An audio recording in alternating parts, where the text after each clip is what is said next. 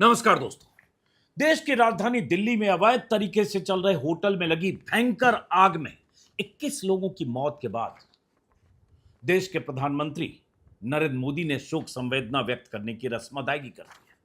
दिल्ली की मुख्यमंत्री रेखा गुप्ता ने भी शोक संवेदना व्यक्त करने की रस्म अदायगी कर दी है। दिल्ली के एलजी तरनजीत सिंह संधू ने भी शोक संवेदना व्यक्त करने की रस्म अदायगी कर दी है। ऐसा ही होता है, लेकिन इन सब से कौन पूछे कि आपकी शोक संवेदना का वो तमाम लोग क्या करें जिनके परिजन, जिनके मां बाप भाई बहन रिश्तेदार आगजनी के शिकार हुए, उस होटल में जल मरे जो होटल अवैध तरीके से, गलत तरीके से चल रहा था, जिस होटल में 6 कमरों की अनुमति थी चलाने की और वहां 26 कमरे बने थे। फायर फाइटिंग कोई सिस्टम नहीं था, किसी भी तरह की एनओसी नहीं थी फायर विभाग की। नगर निगम से लेकर टूरिज्म डिपार्टमेंट के अधिकारी सब एक दूसरे पर टोपी ट्रांसफर कर रहे हैं, पल्ला झाड़ रहे हैं, ब्लेम गेम चल रहा है। और जिनके रिश्तेदार, परिवार के लोग मारे गए, वो दहाड़े मारकर रो रहे हैं, उनका सब कुछ लुट गया क्योंकि उस होटल को गैर कानूनी तरीके से चलाया जा रहा था। और ये सब दिल्ली पुलिस, एमसीडी, दिल्ली सरकार के टूरिज्म विभाग, फायर फाइटिंग के लिए जिम्मेदार या फायर सेफ्टी के लिए जिम्मेदार अग्निशमन विभाग, इन सब की मिलीभगत से उस होटल को चलने दिया जा रहा था जो बिल्कुल गैर कानूनी तरीके से चल रहा था।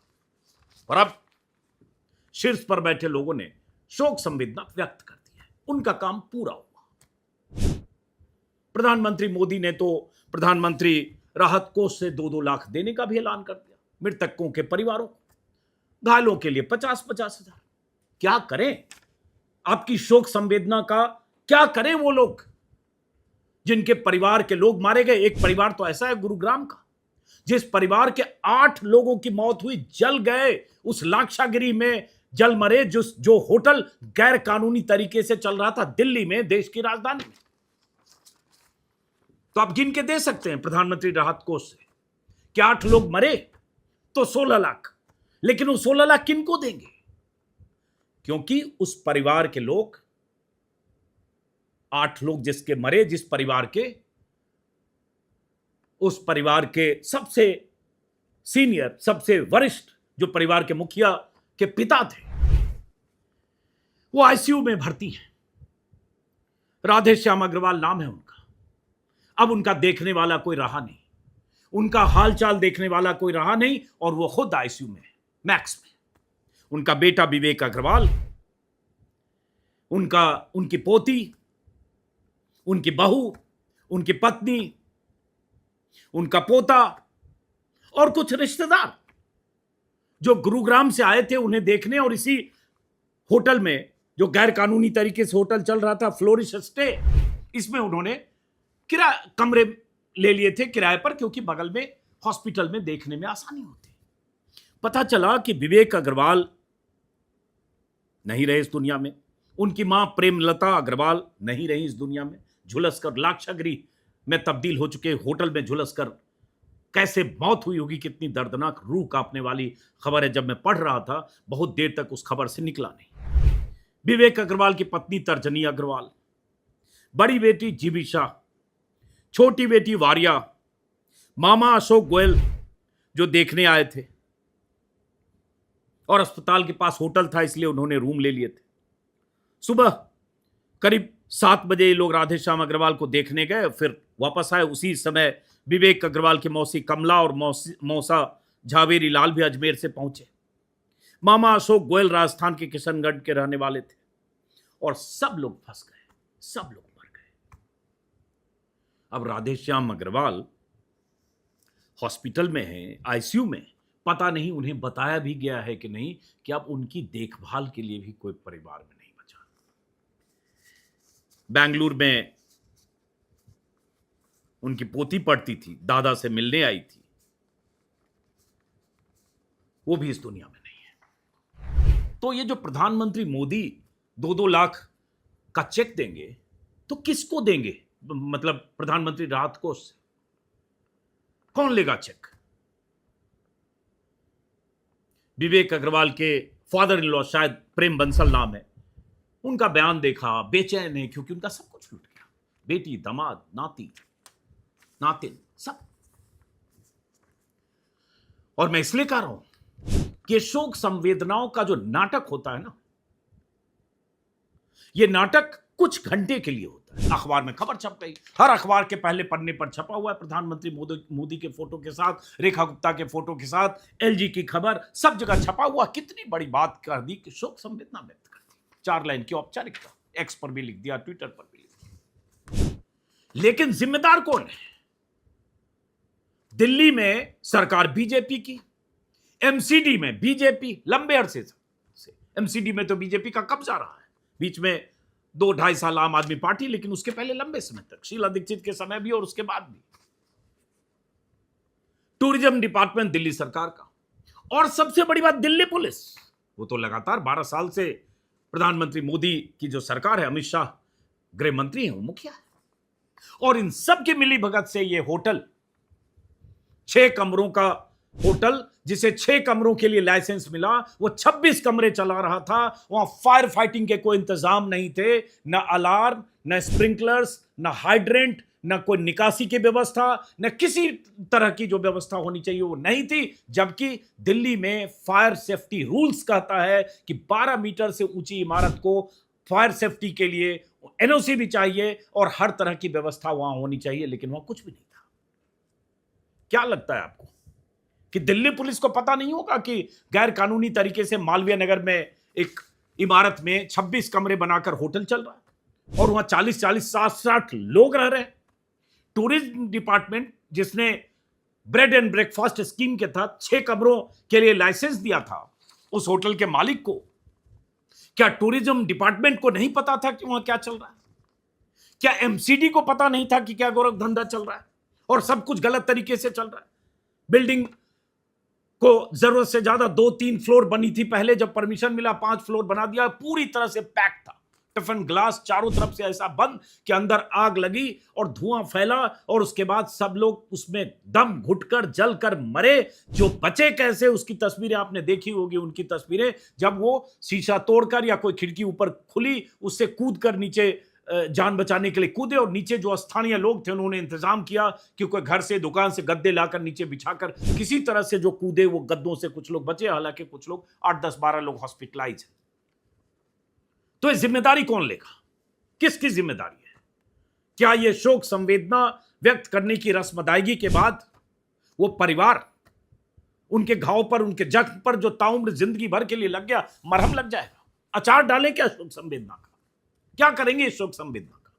क्यों यह आक्रोश इसलिए व्यक्त कर रहा हूं क्योंकि बार बार यह बात कही गई है कि दिल्ली में फायर सेफ्टी के इंतजाम, एनओसी, बिल्डिंग्स को गलत तरीके से बनाया जाना, जो दिल्ली सरकार और एलजी के भीतर है। अब एलजी की तरफ से खबर आ रही है मजिस्ट्रेटी जांच के आदेश दे दिए गए, लेकिन खबर तो आज के अखबार में यह भी छपी है कि दिल्ली हाईकोर्ट ने पहले कहा था, 5 महीने पहले चेताया था कि इस तरह के जो होटल, रेस्तरां या जो भी चीजें चल रही है, गेस्ट हाउस, उनकी पूरी तरह से सुरक्षा व्यवस्था की जांच हो जाए, फायर सेफ्टी की जांच हो। कोर्ट ने साफ साफ कहा था कि होटलों और व्यावसायिक इमारतों में अग्निशमन उपकरणों की नियमित जांच की जाए, फायर सेफ्टी सर्टिफिकेट की वैधता सुनिश्चित की जाए, मॉक ड्रिल हो, और ये सब अदालत ने एमसीडी, दमकल विभाग और अन्य संबंधित एजेंसियों को संभावित कार्रवाई के लिए ठोस कार्य योजना तैयार करने के निर्देश दिए थे 5 महीने पहले एक पीआईएल के जवाब में। क्या हुआ? और बीते कुछ दिनों में पहले पालम बिहार में मौत हुई आगजनी से, फिर विवेक बिहार में, और पता चला कि पिछले 3-4 महीने में लगभग 46-47 लोगों की मौत हो गई है। दिल्ली में मैं कहीं आंकड़ा देख रहा था कि 1000 लाइसेंसी होटल चल रहे हैं जिनमें सिर्फ 52 के पास फायर सेफ्टी है। अब बात आती है कि इसमें ब्लेम गेम की, और बात आती है कि यह किसकी जिम्मेदारी थी। मैं अभी इंडियन एक्सप्रेस में खबर देख रहा था, हालांकि जब सुबह सुबह उस परिवार के बारे में मैंने देखा, हर अखबार में खबर जब देखा कि अग्निकांड में कैसे एक परिवार उजड़ गया।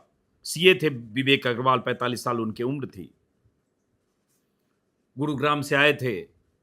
उन्होंने होटल में कमरा लिया जैसा कि मैंने बताया, और उसके बाद जब उनकी छोटी बेटी 17 साल की वारिया 11वीं में पढ़ती थी, मौसा जैसा कि मैंने कहा अजमेर से आए थे, रिटायर्ड थे,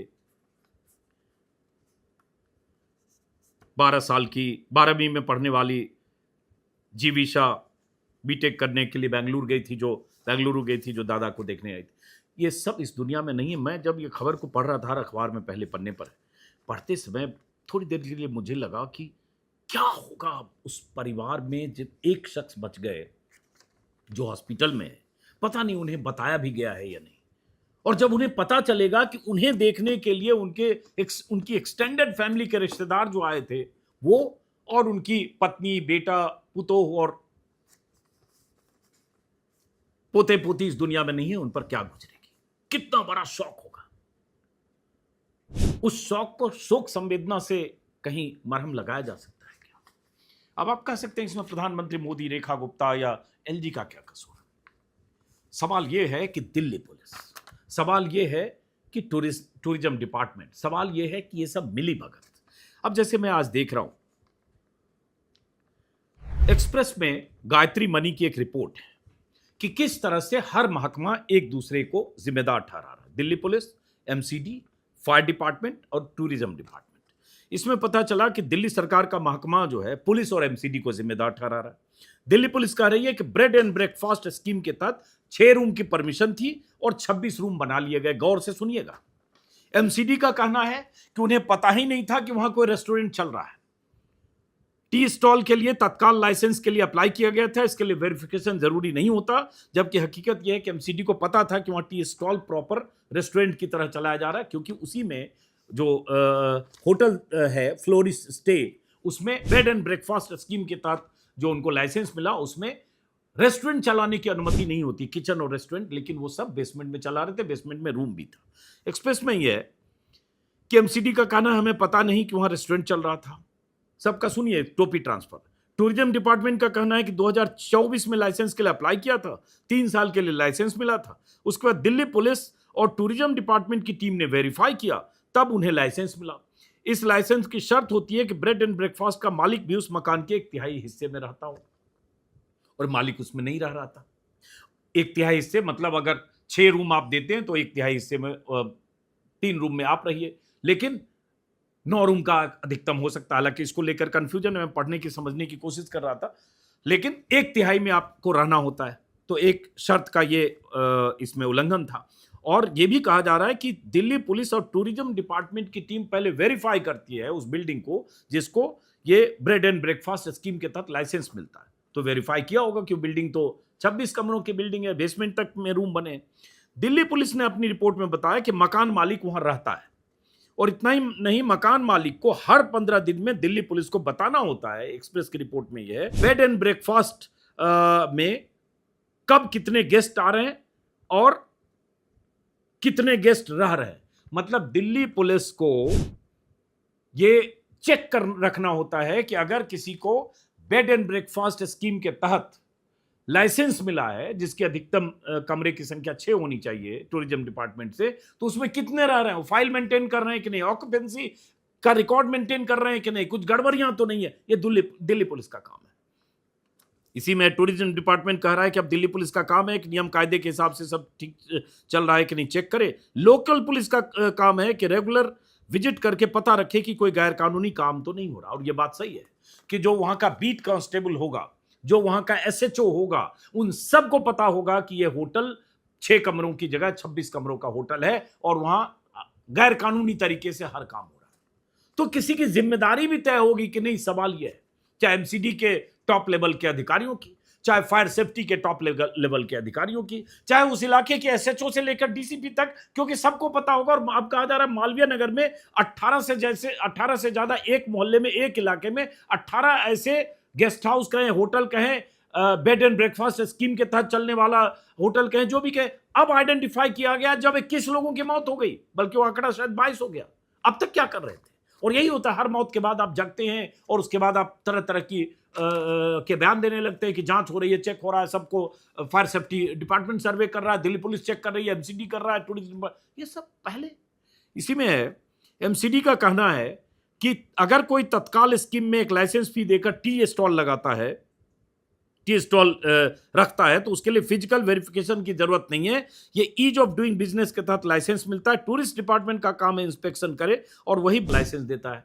ये एमसीडी कह रहा है। मतलब एमसीडी टूरिस्ट डिपार्टमेंट को कह रहा है कि आपने लाइसेंस दिया, आपका काम है इंस्पेक्शन कीजिए। टूरिज्म डिपार्टमेंट कह रहा है बेड एंड ब्रेकफास्ट एक्ट के तहत हमारा काम सिर्फ इतना चेक करना है कि वहां sofa, bed, mattress, washroom proper hygiene है कि नहीं। फायर और बिल्डिंग प्लान से हमारा कोई मतलब नहीं है। फायर डिपार्टमेंट का कहना है कि वहां फायर फाइटिंग का कोई इंतजाम नहीं था, न ही कोई एनओसी था। एमसीडी इसमें एक लाल डोरा का एंगल भी एमसीडी के अधिकारी दे रहे हैं। अब बताइए कि वहां फायर फाइटिंग का कोई इंतजाम नहीं, फायर सेफ्टी के रूल का सीधे सीधे उल्लंघन, ना कोई, जैसा कि मैंने बताया कि ना कोई हाइड्रेंट था, ना कोई स्प्रिंकलर था, ना कोई अलार्म सिस्टम था, ना कोई फायर डिटेक्टर था, स्मोक डिटेक्टर नहीं है, इमरजेंसी एग्जिट नहीं, कुछ भी नहीं। और सब कुछ दिख रहा है, मोहल्ले के लोग जान रहे हैं कि सब यहाँ गैर कानूनी चल रहा है, और मोहल्ले के लोग जान रहे हैं तो जाहिर है पूरा सिस्टम जान रहा होगा। लेकिन किसी के खिलाफ कोई कार्रवाई, किसी की कोई जिम्मेदारी। अब जांच होगी, जांच में कुछ दिन के 2-4 दिन ये खबरें छपेगी, फिर उसके बाद उस पर पर्दा पड़ जाएगा और फिर उसी तरह से चलती रहेगी। फिर अगली बार कोई ऐसी मौत हो जाएगी, फिर प्रधानमंत्री, दिल्ली के एलजी, दिल्ली के मुख्यमंत्री सब बयान दे देंगे, औपचारिकता हो जाएगी, जय जय, खत्म बात। मरने वाले जिनके परिवार के लोग मर गए, उनके परिजन ताउम्र संताप को झेलेंगे और लगेगा कि कहां जाकर ठहरे और क्या हुआ। और कैसी तस्वीरें आपने देखी, किस तरह से लोगों ने जान बचाई। उनका कोई कसूर नहीं जो वहां ठहरे, कसूर उस पूरे सिस्टम का है जिसमें टॉप टू बॉटम सारे लोग शामिल हैं, जिन्हें पता होगा वहां चल रहा मोटा, इसके बदले रिश्वत भी ली जा रही होगी, मोटी फीस वसूली जाती होगी। पूरे इलाके में जितने भी ऐसे गैर कानूनी गेस्ट हाउस या होटल्स चल रहे हैं, उन सारे होटल से लोकल पुलिस वाला से लेकर फायर डिपार्टमेंट से लेकर जो भी कंसर्न अधिकारी, एमसीडी, सब मोटा पैसा हर महीने, हर हफ्ते, जिसको हफ्ता वसूली करते, हफ्ता वसूला जाता होगा। लेकिन आपने रस्म अदायगी कर दी। अब जिनके परिवार के लोग मारे गए, अब जैसे अगर खबर आ रही है कि एलजी ने बुलाई बड़ी बैठक, तो सवाल उठता है एलजी साहब ऐसी घटनाओं का इंतजार कर रहे थे? एलजी तो लगातार, इसके पहले वीके सक्सेना थे, अभी तरनजीत सिंह संधू हैं, और सरकार दिल्ली में अब बीजेपी की है, लेकिन ऐसे भी एलजी केंद्र सरकार कोई रिपोर्ट करने वाला सिस्टम है, गृह मंत्रालय के अधीन। उसके बाद अब कहा जा रहा है कि नियमों को ताक पर रखकर वो होटल चल रहे थे। जैसे खबर आ रही है कि एमसीडी ने उच्च स्तरीय जांच शुरू की।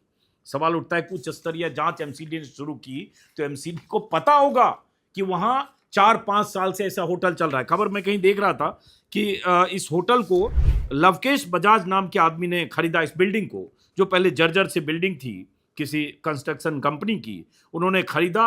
नीचे उसमें खादी भंडार जैसा था, खादी के कपड़े की दुकान थी, उसको तोड़ फोड़ करके रेनोवेट करके 5 फ्लोर का उसने होटल बना दिया। किसी जय मिश्रा आदमी की जिम्मेदारी दी जो चला रहा था, उसी जय मिश्रा के नाम से शायद लाइसेंस है जो टूरिज्म डिपार्टमेंट देता है, बेड एंड ब्रेकफास्ट। हर अखबार में लापरवाही की, हर अखबार में गैर कानूनी तरीके से किस तरह से दक्षिण दिल्ली में इसी इलाके में चल रहे हैं उसकी खबरें, और नियम को की धज्जियां उड़ाकर कहें, नियम को एकदम रसातल में डालकर डस्टबिन में फेंक कर जैसे चल रहे थे वो सारी खबरें हर अखबार में। लेकिन बात यही है कि ऐसी खबरें आ तो गई, लेकिन अब कार्रवाई कौन करे? जब हाईकोर्ट के कहे का, हाईकोर्ट की फटकार का, हाईकोर्ट की गाइडलाइंस का, या कभी किसी और महकमे की गाइडलाइंस का, सुप्रीम कोर्ट की गाइडलाइंस का, इन सब की जब परवाह नहीं करता है वो सिस्टम, वो अधिकारी, वो पूरा महकमा, चाहे एमसीडी जो भी महकमा हो, तो फिर ठीक है, आज मौत हो गई, अब मातम मना लीजिए, 4 दिन अखबारों में छपेगी, 3 दिन 2 दिन चैनलों पर चलेगा, और उसके बाद फिर बात खत्म हो जाएगी। अगर ये दिल्ली के एमसीडी के अधिकारियों की टॉप लेवल तक उनकी बर्खास्तगी नहीं होती, उनके खिलाफ केस दर्ज नहीं होता, अगर दिल्ली पुलिस के जो वहां के जो अधिकारी हैं, एसएचओ से लेकर और ऊपर तक जिम्मेदारी नहीं तय होती है, अगर टूरिज्म डिपार्टमेंट जिसने 6 रूम के लिए अगर लाइसेंस दिया और 26 रूम चल रहे थे और उसके बाद वो लीपापोती करके वो चलने दे रहे थे, टूरिज्म डिपार्टमेंट के अधिकारियों के खिलाफ एक्शन नहीं होता, तो फिर कोई फर्क नहीं पड़ेगा। और उसके बाद यहां से, और फायर डिपार्टमेंट जो आज पल्ला झाड़ रहा है कि वहां कुछ भी नहीं था, तो आपको पता होना चाहिए था कि 12 मीटर से ऊंची इमारत है और वहां अगर कुछ नहीं है तो क्यों नहीं है। तो ये सब कुछ आज दिल्ली से लेकर, एमसीडी से लेकर, फायर डिपार्टमेंट से लेकर, एलजी से लेकर, सब कुछ बीजेपी सरकार के अधीन है, केंद्र सरकार हो चाहे नीचे की व्यवस्था हो। तो ये जिम्मेदारी का सवाल है, जिम्मेदारी से बचने का सवाल है। और उसके बाद उन मौतों के बाद उन परिवारों के मातम पर शोक संवेदना व्यक्त करके रस्म अदायगी करने का सवाल है। देखते हैं, कल की तस्वीरें देखी, उसमें बहुत चेहरों के बारे में भी पता चला कि जिन्होंने जान जोखिम में डालकर फरिश्तों की तरह बहुत सारे लोगों को बचाया। जो बचे वो स्थानीय लोगों की मेहनत, मशक्कत या एक इंसानियत थी जिसमें बहुत सारे लोग बचे। उस पर मौका मिलेगा दूसरा वीडियो करूंगा। फिलहाल इस वीडियो को यहीं खत्म करते हैं। उम्मीद करेंगे, गर्मी का मौसम है, जून जुलाई, इस मौसम में आग ज़्यादा लगती है। उम्मीद करेंगे कि ऐसी कोई बुरी खबर किसी और इलाके से ना आए। लेकिन सुबह जब मैं ये खबर पढ़ रहा था, उसी वक्त खबर मुजफ्फरपुर से आई कि एक हॉस्पिटल में वहाँ आग लगी और 3 या 4 की मौत हॉस्पिटल में हुई। फिलहाल नमस्कार।